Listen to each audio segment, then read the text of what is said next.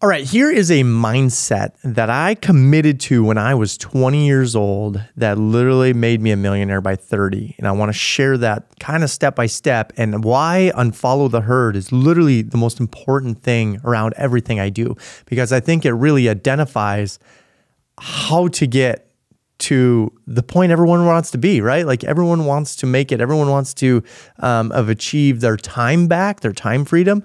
And I think why you need to unfollow the herd to really get your life rolling. So let's jump into exactly why I jumped into that mindset and why I think unfollow the herd is literally the way of the future. And I think a lot of 20-year-olds are going to be dangerous if they listen to this.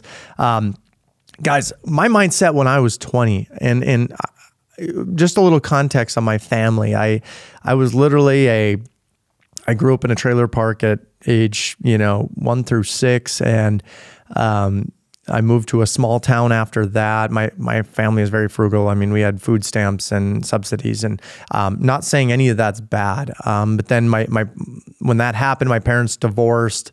My mom was very frugal. And my dad started this construction company. And so I started learning. I started making $1 an hour as a kid, and it was really, helpful for me to learn what money was. I mean, I remember, my task as a 6-year-old, this was a concrete construction company. It was like cleaning the trailer and organizing the wood stakes in the back of the bed of the pickup and organizing the 2x12 boards in the back that were our forms. And I just remember I worked 52 hours a week. I think one of those hours I napped because I was so young, but I got tired. And my dad took it out of my check, but I got paid for 52 hours of work. So I was $1 an hour. I got paid $52. This was in 1994 for context. So I don't know what inflation, you had inflation, maybe that's 150 today. I'm not really sure, to be honest. But I was super happy as that kid. I put in that time to earn that money. And it was hard work. Like, as a 6-year-old, I don't, pulling a nail and, it's just like you're learning all these weird things that you just don't know, sweeping and cleaning. And my dad was very type A about everything, which is great. I learned that way to do things. And it just really gave me some context. But I went out and I bought myself this remote control car that I always wanted. And God, it was a video game or something, whatever. And I just remember thinking to myself, it's like, wow, I can keep working this job. I'm going to get another $50 if I work this hard next week. So that's boom, let's go. That's just how my mind worked, I guess. So I was in the hourly game, obviously, and it wasn't like the faster I worked, the more we made. It was very much we just worked time and traded time for money. But I learned that at an early age, at 6. I think that's what.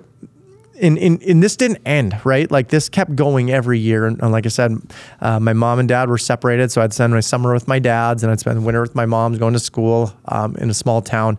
And I just always wanted more in life because I could see how my mom operated. It was like every day was a struggle. The car's alternator went out. It's how are we going to pay for this? How are we going to get, groceries were paid with food stamps. And I could just see the struggle. Every day was a struggle. It wasn't, the problems were just life. It wasn't necessarily like you building a company and trying, the Elon Musk and trying to get a car to hover for 3 seconds or trying to get, us to Mars. It just kind of puts things in perspective. But it's like, I never want to live that life. I wanted bigger problems. I wanted more things in life. And I don't know if at that point that's when everything switched, but that's how my mindset started shifting into this, just hungry for a little bit more and never just wanted to be complacent. And I know not everyone has that, right? Like, and that's a skill set. I didn't learn that I was an entrepreneur until I was 20. I didn't even know what an entrepreneur was. You start getting, you start talking to bankers and different people and you're starting a business like, why do you want to do all that? A lot of people question you, right? Like good family will question you, hey, just be content, happy with you have. I don't know how many times my mom, my grandma just, hey, be happy. You're doing great. We love to see you. But I really wasn't satisfied with that probably. And I think it's just like, I wanted to disconnect from what they thought was normal and you get inspired by different people that you see. I know that I inspire people. I drive a Tesla, a Model S in a very small town. And a lot of kids talk about, of course, the kids talk about the Teslas more than anything, but they're like, they want to be like that guy. They want to have that type of lifestyle. Some people call it bragging. And it's like, I'm not here to brag about anything that I have or anything that I'm here to educate you and inspire you. Hopefully that you can go do it yourself. And so these kids will come over and say, hey, you're rich. You got a Raptor and a Tesla and a home, whatever. And it's like, not really. I mean, why? And I always ask why, right? And it's different ages. It seems like now they were like 6, 7, I'd get different answers. And then now that they're 9 and 10, a little more sophisticated, they're like, you get in the Cybertruck and all this, they find it cool, but it's not. I always ask why. And then it's like, it's like, well, we have to. And I always tell them the same thing. It's like, it's because of the storage and it's because of the apartments. It's not because of this. This has all cost me money, all this different stuff. I said, all the assets that I own is really what pays for most of this. And I always change them that. But that's just kind of the mindset shift of what I do to the kids nowadays. But I was inspired, or like I said, I was inspired to keep earning money, have a different lifestyle than my mom was living. I could see the struggles of every day. Every day there was a problem. The car's battery died, the alternator. I mean, this car's name was Juicy. I mean, you nickname a car Juicy, it's got a lot of issues. Just if the thing would start, you know what I mean? Like it would just like, that was a good day. If the car ran and she could get to work and back and something in the house didn't break and whatever, that was considered a good day. I'm like, that's par. I mean, that's literally par. You're not going anywhere. You're just trying to always get back to par and stay out of the hole. And then all of a sudden the car's transmission goes out. There's no $1,000 to fix that, right? The car's done. Like you don't put $1,000 into a car named Juicy. So anyway, it was just a lifestyle. And that's really where my mindset's like, hey, I'm on a good path. I kept working for my dad. I worked my ass off for him. Kept building his company and just kept the pedal down. And then I realized at some point when I was 20, I went through college of 4 years. I graduated at 17. My birthday's in June. So I got through 4 years of college and I learned that, I need to stop working hourly, Dad. And my dad was kind of tapering down. He was getting older, right? And I should have took over the business and that would have been the grand and gold, it's like, that would have been perfect. But he wanted to shrink the business. And I'm like, Dad, we're going here.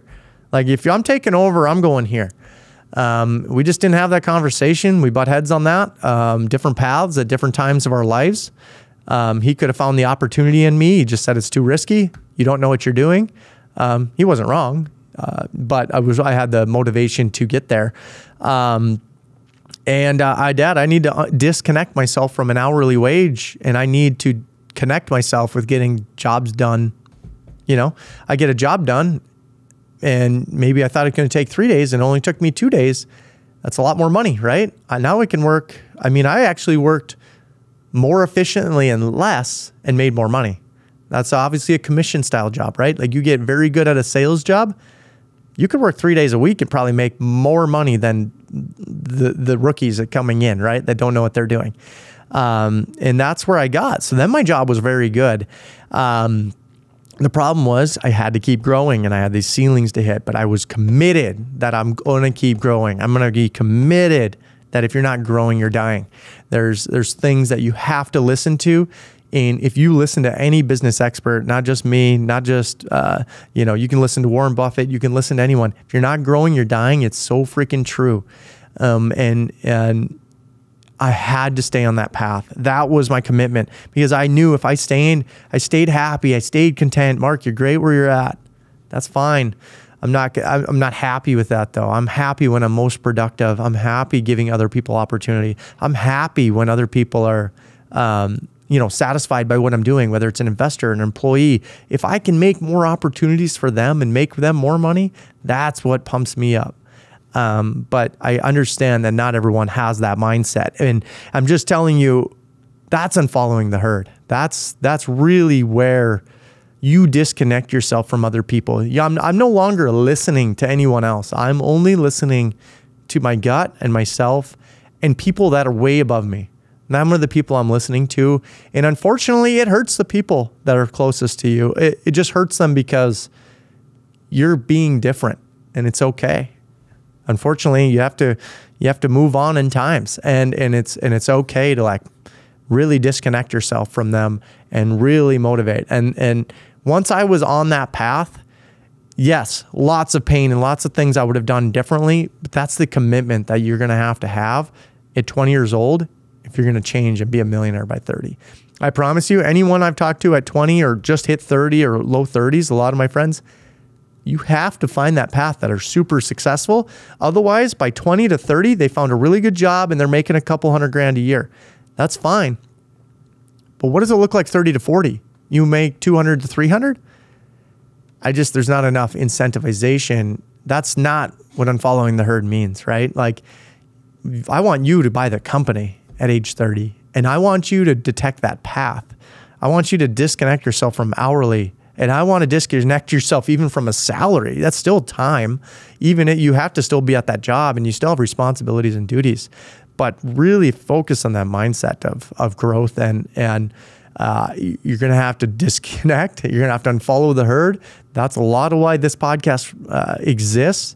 This is why I put so much effort into my Substacks and my LinkedIns and my podcasting and my content as a whole. I'm literally just trying to help people. I've inspired, thousands of people so far. It's like the amount of reach out that you can do. So, guys, if you want to do that, if you think you can get to that kind of commitment level, you're only lying to yourself if you can't. If you're saying, yeah, I want to, well, it's time to make a change. And the change is complete commitment. Commitment is where people fail or succeed. You either commit or you don't. It's not that you halfway commit. It's not that you are okay to committing. It's like, I'm all in, and I'm all in for 10 years. And I'm constant growth. I'm constant reducing liabilities, increase asset. I'm constantly focused on the 10-year path. And I even by being a millionaire by 30, I'm still on the path. I'm 36 now. So from 30 to 40, all I'm trying to do is grow my legacy now. I'm trying to grow that asset box as much as possible. I'm trying to make sure at 40, like, retirement's easily in the picture. I'm never going to retire. Unfortunately, I always want to be productive. I'm most happy productive. And I just can't stop doing what I love doing. This is what I love doing. So, at 40 though, your assets and everything that you've done for those years will pay for everything. And if you can tell most people that are looking at retirement at 64 or 5, a lot of the boomers retiring right now, it's like, this is how I'm doing it. This is the commitment level it takes. Are you willing to do it? And you got to answer that question. The baby boomer is going to be like, it's too risky. Everything's risk. I promise. I take a lot of risk every day. It'll be worth it in the end. But guys, make sure you share this with somebody. Maybe it can inspire them. Tell them to get in our email list. I share everything, how I do real estate deals, business deals, no matter what. I appreciate you for listening. Subscribe, follow, share. Thank you.